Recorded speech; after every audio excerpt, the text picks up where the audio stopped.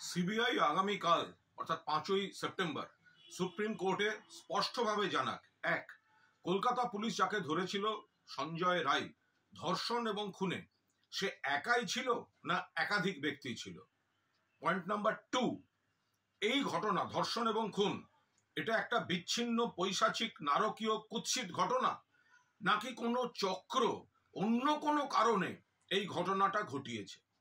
Point number 3, যদি CBI কোর্টে বলে যে প্রথমে তথ্য প্রমাণ লোপাটের জন্য প্লেস অফ অকারেন্সে বিকৃতি ঘটানো হয়েছে বলে আমরা তদন্ত এগোতে পারছি না, সেক্ষেত্রে তাদের স্পষ্ট তথ্য দিয়ে জাস্টিফাই করতে হবে যে কেন তারা এই কথা বলছে।